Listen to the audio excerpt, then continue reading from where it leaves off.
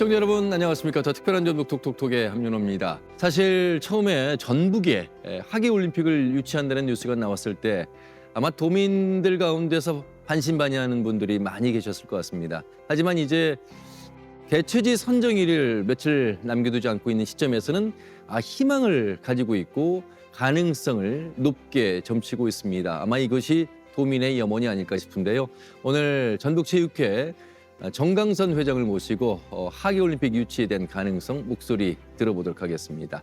회장님 안녕하십니까? 안녕하십니까? 네, 반갑습니다. 네, 반갑습니다. 네, 이제 정강선 회장님을 방송을 통해서 처음 보시는 분들도 계시겠습니다만 사실 조금 설명을 드려야 될 대목이 과거에는 이제 도지사님이 당연직으로 회장을 맡고 있다가 이제 민선으로 회장이 되신 거 아니겠습니까? 네네. 그리고 올해 이제 6년째 맡고 계십니다.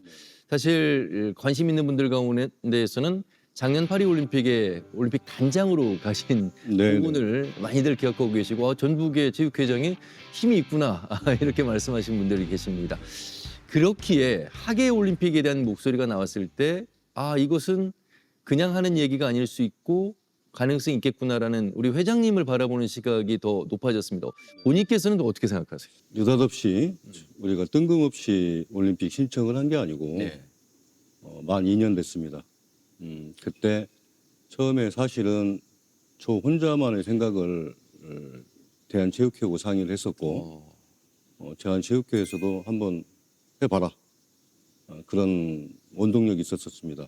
그 이유가 뭐냐면 우리 전라북도가 여러 가지로 소외받고 있는 게 사실이지 않습니까? 특히 체육시설이 2022년 기준으로 문체부 통계에 의하면은 우리 전라북도의 체육시설이 1291개 그리고 강원도가 거기가 2806개입니다. 옆에 있는 전라남도 경우는 3753개 그러니까 3배가 정확히 맞습니다. 거기에서 시작을 했고요. 어떻게 경기장 수를 늘리고 도민들한테 건강의 어떤 질을 높일 수가 있나 생각을 해보니까 메모드급 대회를 유치해야만이 그 경기장 유산이 남고 그 시설을 이용해서 국내 대회를 유치를 할 수 있다라는 생각을 결론을 혼자 내렸어요. 작년 11월 12일 날 유치 신청서만 낼 때만 해도 3개월 전입니다만은 상당히 회의적이었죠.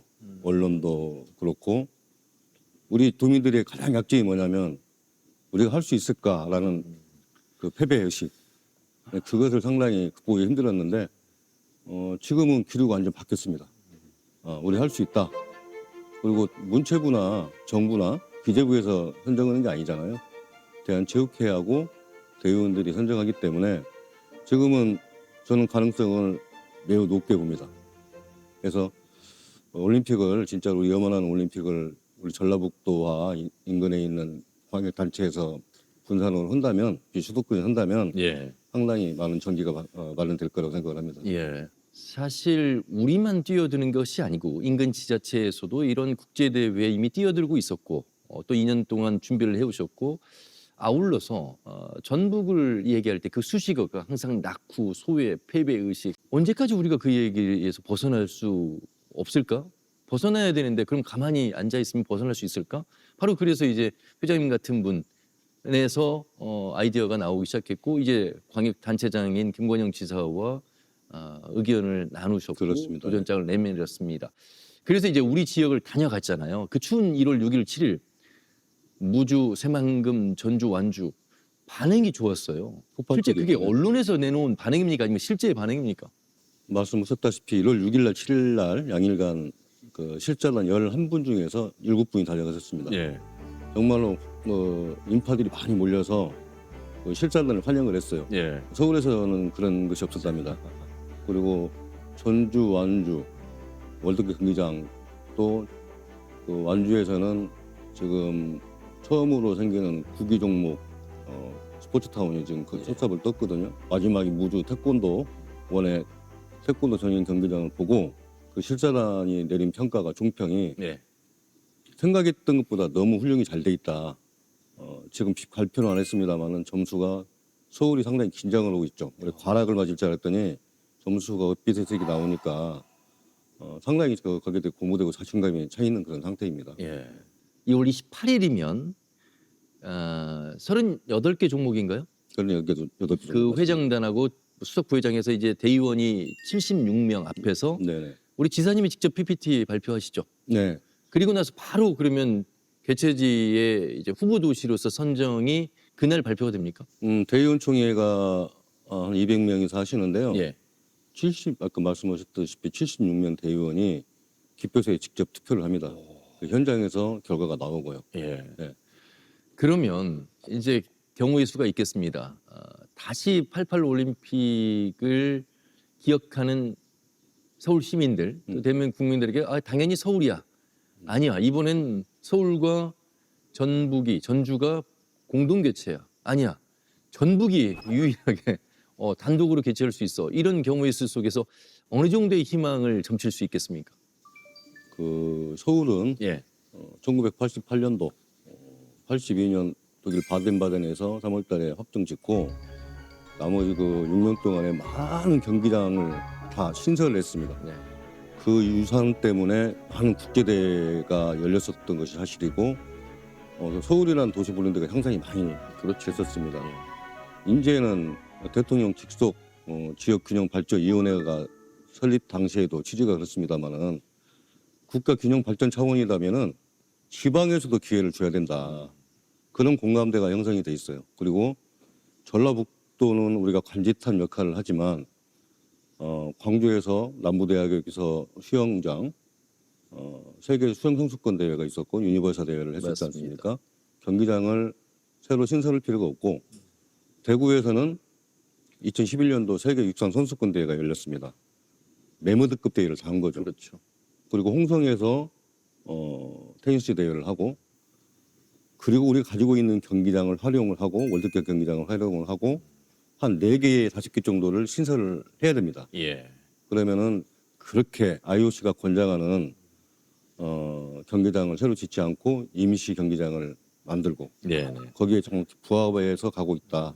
네. 이렇게 말씀드릴 수가 있어요. 이 대목에서 이제 여러분들 아셔야 될 내용이에요. IOC 2020 아젠다가 있습니다. 오늘 우리 회장님께서 말씀하신 대로 앞으로 국제대회 유치 이후에 이 경제성 측면에서 어떻게 이 비용을 효율적으로 활용할 것인가와 비수도권, 지역 연대, 또 친환경, 지역의 특수성, 우리 전북 입장에서는 단독으로 하면 좋겠습니다만 이 IOC의 어젠다를 봤을 때도 그렇고 공동 개최가 되는 것도 하나의 또 뭐 좋은 결과가 아닐까 싶습니다.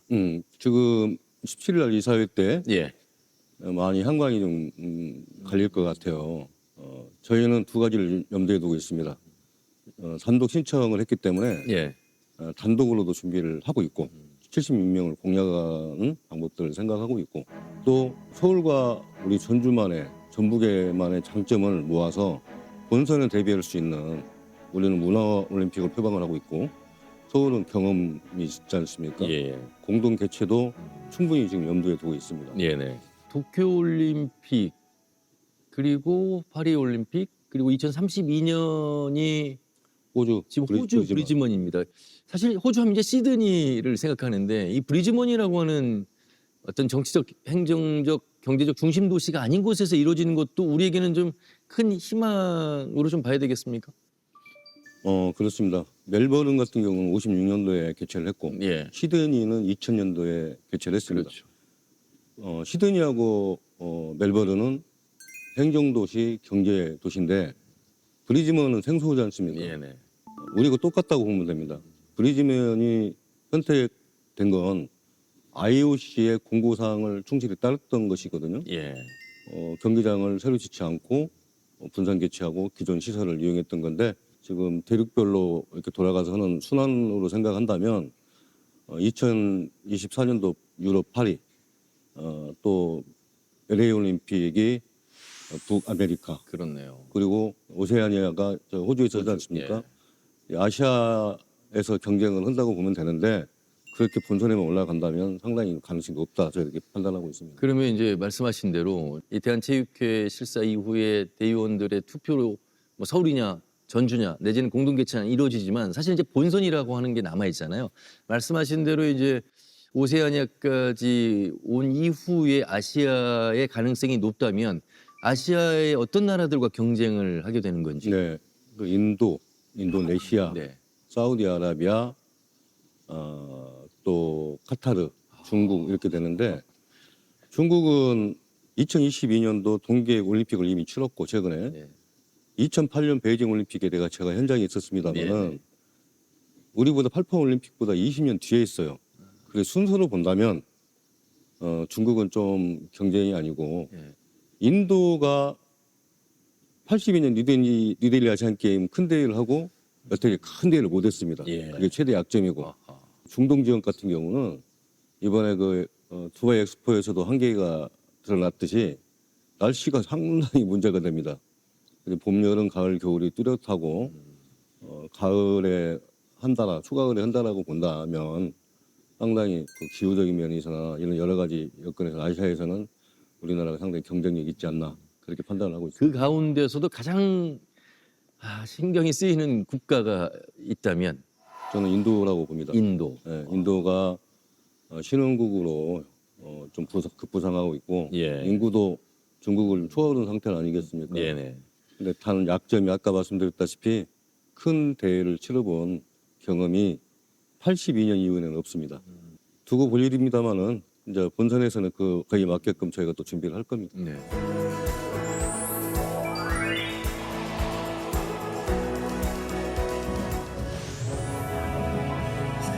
전국의 꿈!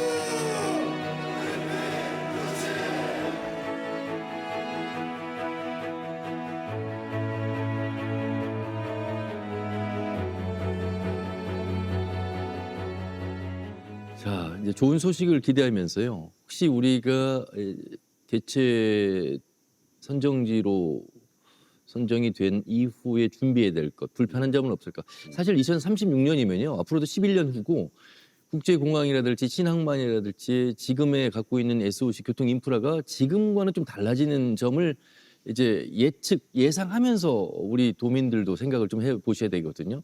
그럼에도 불구하고 준비해야 될 점이 있다면.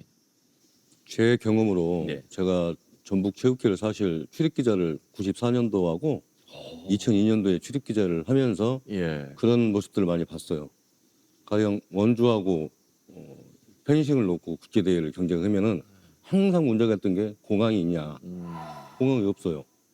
근데 지금은 2029년도에 새만금 공항이 개항을 합니다. 예. 공항이 이제 개항이 되게 되면 자연스레 5성급 호텔들도 모이게 될 겁니다. 그래서 그런 부분들은 이제 11년 동안의 기간에 이제 계획이 다 돼 있기 때문에 그런 것은 자연스럽게 이제 해소가 될 거라고 저는 생각을 합니다. 그러니까 지금 우리가 지레 겁먹고 우리가 될까 서울과 그렇습니다. 이길 수 있을까 이런 생각보다는 아직 남아있는 시간 우리가 보완할 점은 있으나 현재 가지고 있는 장점 또 IOC의 어젠다에서 내세우고 있는 방향성에 이 지역이 경쟁 우위에 있을 수 있다. 그렇기 그렇습니다. 때문에 온 도민의 총력을 기울이는 지금 그 힘만 남아 있다. 그리고 그 결과는 이제 28일 날 네네. 나오게 된다. 혹시 좋은 결과가 있으면 이제 준비를 해야 되겠지만 좋은 결과가 아닌 반대의 결과가 나왔을 때는 또 준비를 도전해야 되지 않겠습니까? 저는 그렇게 생각하지 않습니다. 저희한테는 우리가 11월 7일 날 도청에서 기자회견할 때 예. 지사께서 한번 회장도 이야기 한번 해보라고 했을 때 불현듯 제가 튀어나온 이야기가 저희는 재수는 없다. 처음이자 마지막이다.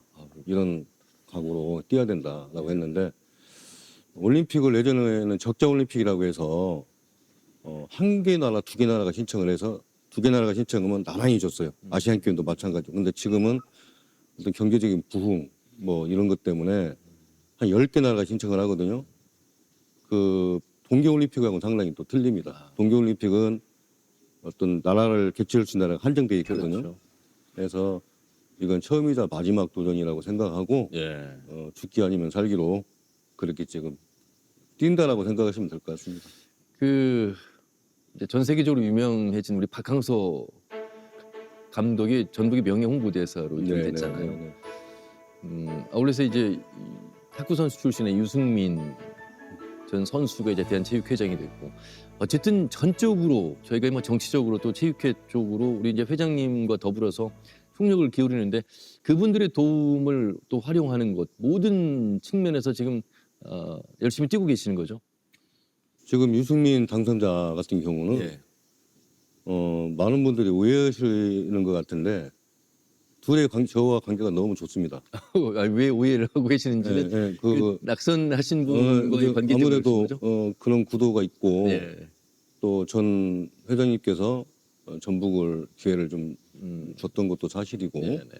근데 유승민 당선자도 도쿄올림픽하고 파리올림픽에서도 아주 가깝게 지냈고 네. 그렇지만 저한테 더 달란 말을 못 하고 갔어요. 야. 그리고 당선된 입장에서도 겸손하게 또 그런 만한 상품성이 있는 친구입니다. 잘 모시고 하겠다라고 하는데 네. 저희들도 도와줘야 된다고 보고 예. 올림픽 유치하는 데 있어서 유승민 당선자도 분명히 도움을 줍니다. 예. 우리 전북체육회장 여러분 민선으로 뽑히셔서 지금까지 이제 6년째 하고 계시고 민선이기에 또 할 수 있는 그런 영역이 충분히 이번 올림픽 도전 이런 내용에서 가능하지 않았나 싶습니다. 제가 체육회 출입할 때 이제 94년도, 2002년도에 두 번을 출입을 했었는데 그때 최고 행복했던 시절이었던 것 같아요. 그리고 전북 체육회만 출입한 게 아니고 전북 현대 전신이 전북 버팔로 축구단하고 지금 없어졌습니다. 쌍방울 레이더스도 같이 출입했었거든요. 예. 근데 그때 정말로 참신하게 선배 갔던 출입 기자들한테 정말로 잘 챙기면서 만약 기사를 쓰면 같이 공유하고 예. 그래서 또 종목단체 약자편에 서가지고 체육회 쪽이 아니라 종목단체가 약자라고 본다면 약자편에 서서 저는 나름대로 상당히 충실하게 그 소임을 했었다고 생각을 하거든요. 그런 이유 때문에 체육회장까지 나올 수 있었던 것이고. 그러면 체육회장으로 나오실 때 가장 큰 이것만큼 내가 좀 회장으로서 한번 전북체육계를 변화시켜야 되겠다라고 크게 결심했던 내용은 어떤 점이었습니까? 관선 때는 아무래도 회장이 이제 도지사였고 네. 사무처장 중심으로 했다 보니까 그 예산을 이렇게 상 낮은 자세로 볼 수밖에 없었던 건데 그것을 타파하고 싶었었고요. 예산을 좀 독립시켜야겠다는 그런 생각을 갖고 있었고 우리가 체육인들이 요구를 그대로 전달을 하고 해야 되지 어떤 정치권에 서서 그것을 어떤 쉽게 말해서 받는 형태가 아니라 당당히 도민들의 건강 증진을 위해서는 예산이 증액이 돼야 되고 그런 부분들이 있었고 체육회가 지금 전국체전으로 보면 농민들이 수확하는 가을의 계절에 메달로 순위로 결정을 하는데 저희가 90년대 중반 제가 출입기자만 할 때만 해도 원정 4등을 했습니다. 지금 13등 뭐 이렇게 하고 있는데 14등 했습니다. 근데 그게 하루아침에 그 성적이 곤두박질 치지도 않고 처음에 이제 전국체전에 우리 김광희 지사께서 오셔가지고 성적을 어느 정도 알고 오셨기 때문에 중위권 정도 가려면 얼마나 예산이 있어야 됩니까? 라고 해서 1년에 100억씩 투자해도 안 됩니다. 이건 꾸준하게 학교 체육부터 초등학생 때부터 중학교, 고등학교 이 친구들이 대학 가고 이때 성적을 하기 때문에 최소 10년에서 15년은 투자해야 됩니다. 아쉽게도 그렇게 못했었고 체육회에서 기능을 못했었습니다. 그래서 엘리트 체육인들을 어디서 등용을 해야 할지를 창구가 없었던 건데 이제 민선 와서 제가 처음으로 전국에서 체육 연재 선발대회를 해서 네. 내가 운동 소질이 있거나 또 운동 소질이 있는지도 모르고 지나가는 유소년기, 청소년기 그런 친구들을 등용을 좀 시키는 것을 4년 동안 했었고 올해도 합니다. 그리고 우리가 1984년도에 LA 올림픽 때 금메달 6개, 은메달 6개, 동메달 7개로 종합 10위 턱걸이를 했습니다. 그때 마지막 날 올림픽 마지막 날 금메달 2개가 나왔거든요. 예. 그때 우리 남원 대산의 신준석 여덟급 75kg 전 사무처장도 하셨던. 그렇습니다. 예. 그리고 1시간 뒤에 김재, 공덕의 유인탁 레슬링. 처장구를 했었습니다. 예. 그분들이 2개를 금메달 따면서 우리가 4개, 6개 되면서 10위 턱걸이면서 우리가 10강으로 쭉 갔습니다. 근데 체육이 도민들, 국민들한테 주는 긍지는 대단한 거고요. 그래서 그분들이 입었던 금메달을 1대 유인탁 처장님, 2대 신준섭 처장님이 40몇 년 동안 갖고 있던 금메달을 기증을 했어요. 예. 그리고 여러 지도자들이 해서 지금 한 5천 점 논문을 모았거든요. 그것을 한 공간에 전시하고 집대성해서 할 수 있는 전북체 역사 기념관을 지금 준비 중에 있습니다. 일전에 정말 우리 그 야구의 전설 김성환 전 감독님 이 자리에 오셔가지고 전북체육을 바라보고 19단 유치에 대한 그 시작점에서 많은 역할을 하셨다는 말씀 드리면서 체육이 주는 도민들에게 힘은 어떤 것일까? 지금 저희가 이제 전북현대 모터스의 축구를 보러 많은 분들이 가십니다만 한때 대한민국 최고의 축구팀 물론 지금 다시 그 도약의 길을 가기 위해서 새로운 이제 감독님 모셨습니다만 이제 3만 불 시대를 넘어섰고 삶의 질, 행복 지수를 추구하는 방향성에서 본다면 이 문화 예술 포함해서 체육이 주는 힘이 굉장한 것 같아요, 회장님. 그렇습니다. 예. 그런 면에서 아마 체육회장에 도전해야 되겠다고 하는 건 이 전북의 체육을 다시 한번 끌어올려 봐야 되겠다는 네네. 힘이었던 것 같습니다. 지금 그러면 지사님과 손을 맞잡고 그렇게 지금 방향성을 잡고 가고 계십니까? 지사님과 하루에 한 두세 통화를 해요. 왜냐하면 그 공유하고 올림픽에 대해서 이런 것도 있고 작전에 대해서 공유하고 저희들이 사실 대여 명단을 도에다 드려도 도에서 움직일 수 있는 사실 현실적인 이야기인데 폭이 좁을 수밖에 없고 우린 인맥 인플라가 또 있기 때문에 그런 또 움직이는 것들도 제가 해야 할 역할들이 또 있는 거고요. 체육이 아까 체육이 주는 그 어떤 메시지들이 상당히 큽니다. 가령 우리 8시 뉴스, 9시 뉴스를 하지 않습니까? 네. 뉴스 끝나고 바로 이어지는 게 스포츠 뉴스를 하거든요. 경제 뉴스, 문화 뉴스는 없습니다. 네, 항상 그 차지하는 비중이 그만큼 높다라고 할 수가 있고요. 예. 우리 김성환 감독님도 제가 개인적으로 친분이 두터운데 19단 네, 상당히 노력을 했지만 그것도 저희가 실패를 했죠. KT한테 밀리고. 근데 뭐 KCC도 지금 부산을 떠나버린 입장이고 그런데 상당히 좀 아쉬운 부분이고. 예. 네. 앞으로 구단이 새로 생기는 건 좀 상당히 어렵습니다. 구단을 이전하는 방법이 있는데 그것은 올림픽을 우리가 성공적으로 개최를 하고 그런 것도 점차적으로 폭을 좀 넓혀서 체육이 사실상 어떻게 관중에 응원하는 것도 문화가 될 수가 있거든요. 예. 그런 것들이 좀 많이 좀 노력을 서로가 해야 되지 않을까 싶어요. 예. 그날 김성환 감독님 끝나고 어디 가세요 그랬더니 우리 회장님 만나러 가신다고. 아, 예. 근데 다시 또 광주로 가시는 모습에서 아니 우리가 고향분을 다시 모셔와야 되는데 그러려면 체육회가 또 체육계가 이런 인재들 또 인재를 발굴할 수 있는 환경을 만드는 것이 경제 논리로 바라볼 수 없는 환산할 수 없는 큰 가치가 그렇습니다. 있구나라는 예. 생각을 그건 완산이 해봤습니다. 안 되죠. 예, 그런 면에서 우리 정강선 회장님의 올림픽의 도전 또 지사님과의 많은 대화 또 체육의 현실을 변화시키기 위한 노력들이 아마 오늘 방송을 통해서 우리 도민분들이 이제 전북체육회를 좀 바라보는 시각이 많이 달라질 것 같고 좀 더 격려와 지원을 아끼지 않고 보내실 것 같습니다.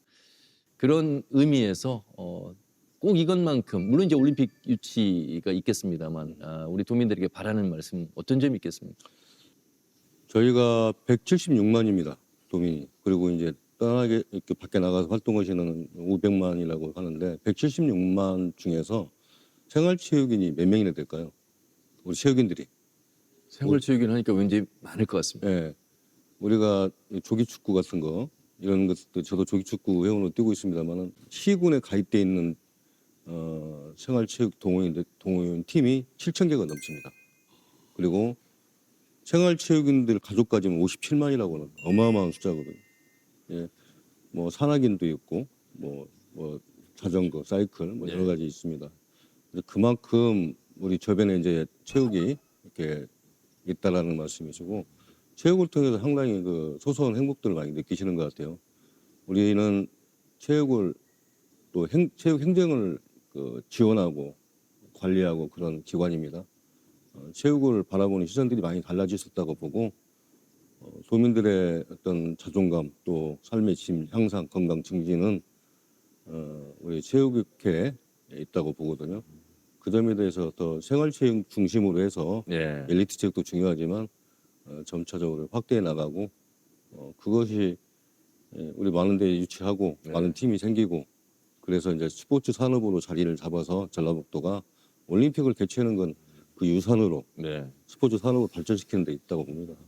그 점에 대해서 노력하겠습니다. 예, 86 아시안 게임, 88 올림픽을 이제 기억하는 세대로서 과거에 우리가 개발도상국이었을 때는 올림픽에 금메달 했습니다만 국위 선양했습니다만 지금은 이제 우리가 선진국 측면에서 체육을 어떤 건강복지, 행복지수를 높이는데 우리가 관점에서 바라본다면 우리가 많은 부분에서는 좀 열악할 수 있으나 체육으로서 그 삶의 질을 향상시키는 데는 최고의 조건을 갖추고 있는 모습이고 또 그 중심에 우리 회장님께서 그 역할을 톡톡히 하고 계시는 것 같아서 마음이 좀 놓이고요. 네. 아울러서 28일 정말 2036년 하계올림픽 좋은 소식으로 한번 다시 만나 뵈면 어떨까 이런 생각합니다. 우리 도민들에게 그 염원 함께 하시자고 마무리 말씀 해주시면 감사하겠습니다. 3개월 전만 해도 불과 3개월 전만 해도 우리가 소외받았던 전라북도가 올림픽을 과연 개최할 수 있을까? 서울을 이길 수 있을까? 이런 의구심을 갖고 있었던 게 사실인데 기류가 확 바뀌었습니다. 지역에다가 기회를 줘야 된다는 것들이 공감대가 형성이 됐기 때문에 17일 날 대한체육회 이사회, 28일 날 76명의 대의원들을 충분히 설득했고 긍정적인 답변을 받고 있기 때문에 저희는 전라북도에서 올림픽이 2036년도 하계올림픽을 반드시 유치할 수 있다는 확신이 있습니다. 반드시 해내서 우리 도민들한테 큰 선물을 안길 수 있도록 노력하겠다는 말씀 드립니다. 고맙습니다. 네, 오늘 나와주셔서 조금 이제 오해했던 내용들도 풀렸고요. 네. 우리 도민들이 함께 응원할 것 같습니다. 그리고 좋은 소식 기대할 것 같습니다. 많이 응원해 주십시오. 네, 회장님 말씀 잘 들었습니다. 고맙습니다. 고맙습니다. 전국체육회 정강선 회장을 모시고 말씀 나눠봤습니다. 여러분 2002 한일 월드컵 기억하시죠? 꿈은 이루어진다. 그런데 우리 전북은 꿈조차 꾸지 않았던 시기가 있었습니다. 그리고 그런 영역이 있었는데요. 이제 하계올림픽의 영역은 우리가 이룰 수 있는 그 분야이고요. 우리가 준비돼 있고 이제 준비하고 있습니다. 여러분들의 염원만이 이제 남아 있습니다. 2월 28일 좋은 소식 기대해 보면서 오늘 마무리하겠습니다. 함께해 주신 여러분 고맙습니다.